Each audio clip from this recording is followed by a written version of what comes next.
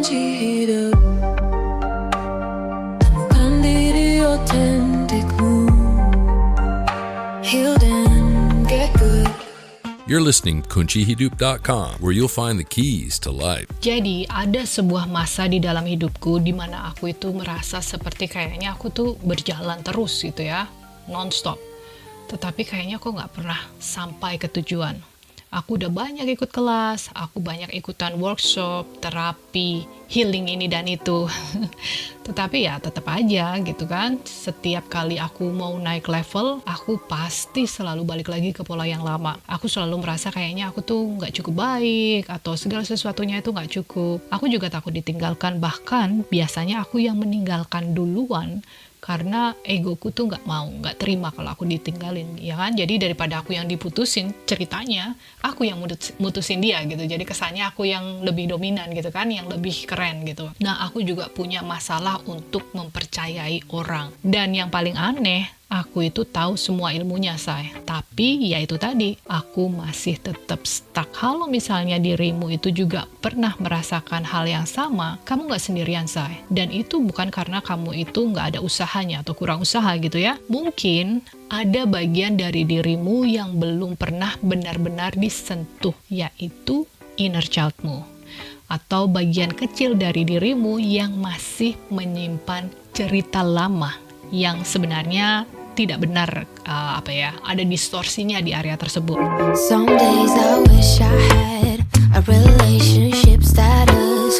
Then I remember last time I ain't got time for that. Hai everyone, nama aku Desi dan aku bukan cuma seorang energy healer. Aku adalah seseorang yang pernah hidup dari seminar satu ke seminar lainnya, afirmasi satu ke afirmasi yang lainnya, dari tip yang satu ke tips-tips yang lainnya. Tetapi ya itu tadi, aku tetap merasa kosong, merasa nggak cukup, merasa lonely, merasa not happy gitu ya. Nah, setelah bertahun-tahun aku menggali akar dari luka batinku, kemudian aku mempelajari epigenetik, trauma healing, dan juga energi tubuh, aku akhirnya ngerti, Say, bahwa kita itu kan sebenarnya nggak bisa membangun hidup yang baru dengan fondasi luka lama ataupun pola yang bukan kita yang buat. Pola-pola yang ada di pikiran bawah sadar itu kan warisan gitu ya, atau dibangun oleh orang lain selain diri kita. Dan sekarang aku membantu orang-orang seperti kamu yang capek merasa selalu stuck untuk akhirnya for once bisa kembali pulang ke dirinya sendiri.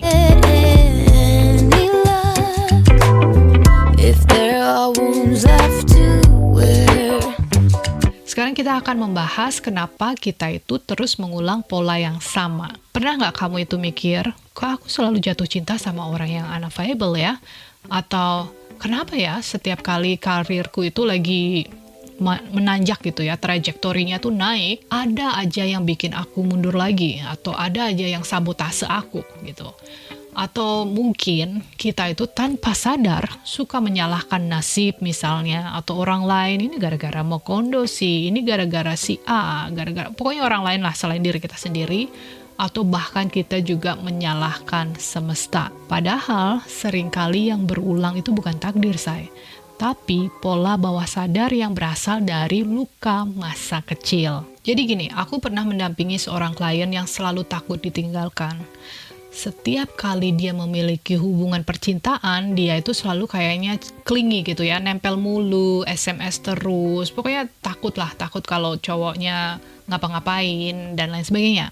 Padahal dia itu adalah wanita yang cerdas dan juga mandiri, dan dia juga feminin gitu. Kadang kan dibilangnya, oh dia kurang feminin, energinya kurang bagus kayak gitu ya. No, dia menggunakan baju yang feminin banget, dia juga pintar masak, pokoknya dia feminin, energinya bagus lah. Tapi di dalam dirinya, dia itu adalah seorang anak kecil yang masih menyimpan rasa takut karena ditinggal sama ibunya. Nah, dalam sosial kita atau struktur sosial kita itu kan selalu tumbuh dengan syarat gitu ya. Kamu harus menjadi anak yang baik, harus berprestasi, nggak boleh nangis, nggak boleh marah. Dan kita semua itu belajar untuk menyesuaikan diri. Dan secara nggak sadar, hal itulah yang kita ulangi ketika kita dewasa. Though my hairline is thinning, I barely do anything else. I read self-help books, I do meditation, walks in the woods, a new destination.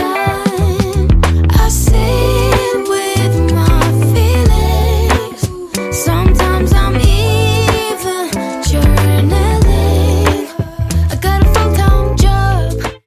Nah, sekarang kita akan masuk ke section 2, di mana kita akan membahas bagaimana luka inner child itu bisa membentuk realitasmu. Luka inner child itu adalah program yang berjalan di latar belakang kita gitu ya. Jadi 95% dari hidup kita yang running atau yang menjalankannya itu kan program ya.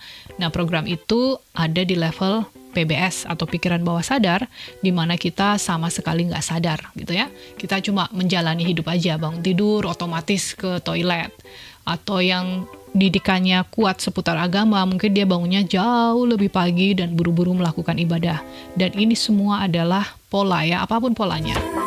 I do meditation, walks in the woods, a new destination. I sit with my feelings, sometimes I'm even journaling. Kita kan selalu tumbuh menjadi seseorang yang beranjak dewasa. Nah, kita pikir kita itu juga dewasa gitu ya, luar dalamnya. Tapi pada saat kita terluka, sebenarnya yang bereaksi itu adalah anak kecil yang ada di dalam diri kita. Contohnya, kita kadang merasa takut untuk bilang tidak atau enggak deh, makasih gitu ya. Karena kita itu takut ditolak. Kita itu merasa harus terus membuktikan diri agar dianggap berharga. Kayak, look at me, aku punya follower sekian, atau aku menghasilkan uang sekian, atau jabatanku ini, atau ranking 1, dan lain sebagainya. Kita juga selalu merasa kurang walaupun orang lain bilang, wah hebat ya kamu ya, udah bisa ini, udah punya itu, ini itu gitu ya. Ini gue banget nih, aku selalu merasa hal ini ya. Dan kita itu juga kadang secara nggak sadar menarik orang yang salah secara berulang kali. Dan semua ini bukan kebetulan, ini adalah sinyal bahwa ada bagian dari dirimu yang belum dipeluk, say. Kabar baiknya, luka itu kan bukan takdir. Luka itu bisa disembuhkan. Tapi pertama-tama kita itu harus punya keberanian untuk melihat ke dalamnya. Bukan hanya dengan positive vibe only, jangan low vibe, cuekin aja realita, lepaskan aja ke langit, udah fokus aja sama apa yang kamu inginkan. Bukan ya, bukan semua itu ada benarnya, tapi itu lebih kayak di lapisan aja, di permukaan untuk memotivasi orang gitu kan. Tapi the real work itu adalah ketika kita berani untuk memeluk emosi yang dulu kita tolak. Inilah kenapa aku menciptakan yang namanya kunci koneksi batin. Jadi dia itu bukan cuma teori, tapi perjalanan 5 langkah yang bisa membantu seseorang untuk 1, mengenali luka batinnya yang sebenarnya ada di sana dan tersembunyi. Kemudian 2, memahami kenapa kamu itu bereaksi seperti itu. Selanjutnya, menenangkan sistem syarafmu, karena gimana pun juga kita itu kan harus melakukan sesuatu dengan sistem syaraf ya, karena tindakan kita otomatis semuanya kan. Nah, yang selanjutnya kita akan membebaskan diri dari beban lama, dan kemudian kita akan mulai membangun realitas baru yang benar-benar kita tentukan atau kita yang pilih gitu. Kalau misalnya kamu merasa sudah waktunya untuk berhenti mengulang pola yang lama, silahkan klik link di deskripsi untuk ikut versi trialnya sekarang, karena aku menciptakan versi trial untuk 7 hari kalau nggak salah. Di sana udah lengkap sekali sih, walaupun gratisan gitu ya. Kamu itu kan nggak salah, say. Kamu nggak rusak.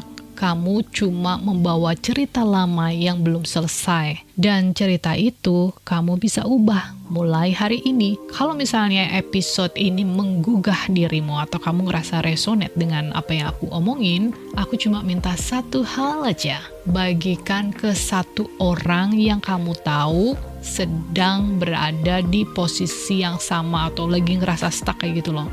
Nah, kalau misalnya kamu mau share storymu, kamu juga bisa share.